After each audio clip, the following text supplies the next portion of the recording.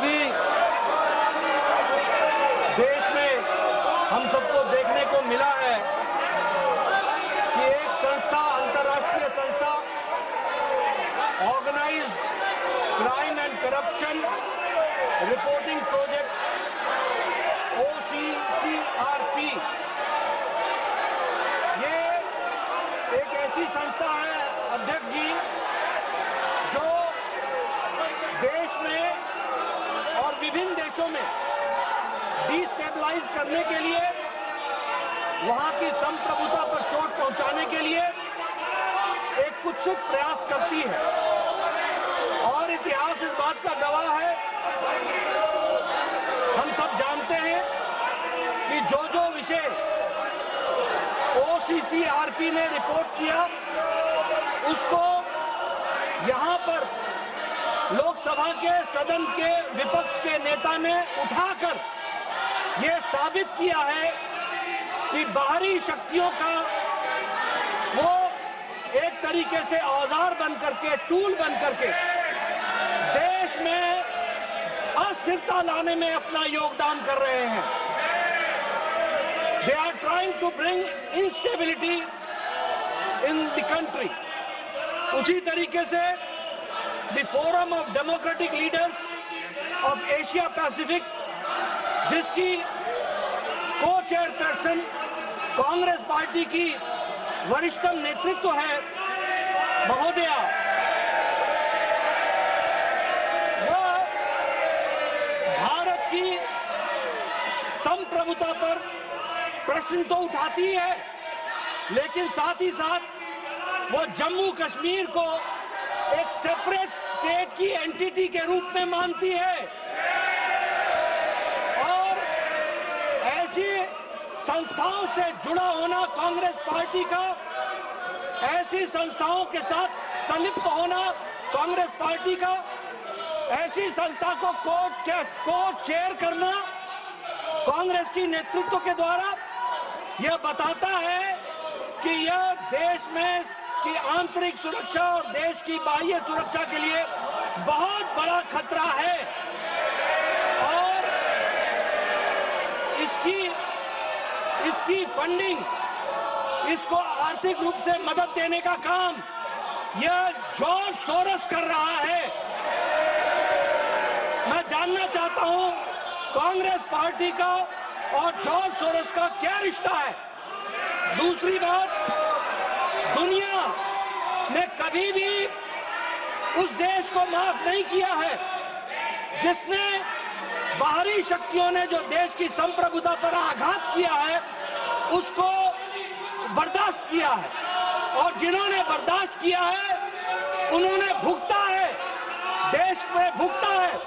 और हम जवाबदेह हैं, we are answerable to the common man. आम आदमी, गांव गरीब का व्यक्ति, वो हमसे पूछ रहा है कि ऐसी स्थिति में देश की सुरक्षा के लिए हम खड़े हैं कि नहीं हैं। मैं उनको विश्वास दिलाना चाहता हूं कि भारतीय जनता पार्टी खड़ी है। दूसरी बात, अध्यक्ष महोदय, जो भारत की आर्थिक जगत में सफलता मिली है, आज हम 11वें स्थान से 5वें स्थान पर पहुंचे हैं आदरणीय प्रधानमंत्री मोदी जी के नेतृत्व में, और हम बहुत जल्द ये तमाम षड्यंत्रकारियों के बावजूद भी हम तीसरी आर्थिक महाशक्ति बनने वाले हैं। ऐसी परिस्थिति में जो लोग इसको रोकने का षड्यंत्र कर रहे हैं, दुनिया हमसे पूछ रही है कि कैसे ये हो पाया है। मैं कहना चाहता हूं, हमारे लोग उद्वेलित हैं, चिंतित हैं, और हमारी जवाबदेही है कि इसका जवाब हम साधारण लोगों को दे सकें और देश मोदी जी के नेतृत्व में सुरक्षित होकर के आगे बढ़ेगा। इस बात को हम कहना चाहते हैं।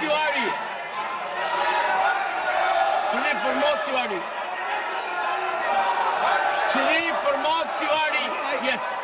माननीय सभापति जी, मुझे पूरा विश्वास है कि व्यवधान में जैसे आपने उनको सुना है, मुझे भी आप मौका देंगे। बोलिए। जो कुछ भी नड्डा साहब ने कहा है पूरी तरह गलत, बेबुनियाद, सतही, घटिया आरोप है। मैं इसका खंडन करता हूं। दूसरा, मैं स्पष्ट कर दूं कि जैसे वो कह रहे हैं उन पे आधार नहीं, हमारे पास आधार है। एक न्यायालय ने संज्ञान लिया है 23,000 करोड़ रुपए की रिश्वत भारतीय जनता पार्टी की सरकार को दिया गया है, इनके अधिकारियों को दिया गया है। अडानी मुद्दे पर आप चर्चा कराइए, हम अपनी बात रखेंगे और सरकार को पूरा मौका मिलेगा। इन्होंने 23,000, अडानी ने 23,000 करोड़ रुपया मोदी सरकार को दिया है, ये मेरा निश्चित आरोप है। मैं साफ कर देना चाहता हूँ, मैं साफ कर देना चाहता हूँ। Excuse me. Come on.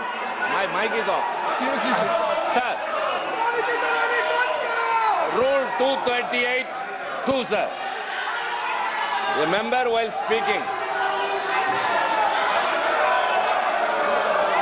238(2), sir. Yes.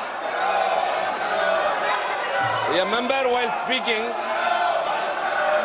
shall not make a personal charge against a member. Sir, the leader of the house is a very senior leader, very seasoned leader, and he is very experienced. He mentioned the name of the leader of the opposition in the other house, in this house, sir. So that cannot be. It is pointed to one member, maybe any house. He is a member of the parliament and here. That cannot be, sir, as per the rules. Kindly explain what all have been mentioned about an individual, sir. Honorable members, Honorable Tiruchi Siva. Sir, I have mentioned the name of the office, not any particular name of the person. Honorable members, the point of order raised by Sri Tiruchi Siva is an important point of order. I reserve my ruling and will give it earliest. It will help us go a long way. I reserve my ruling on this point of order.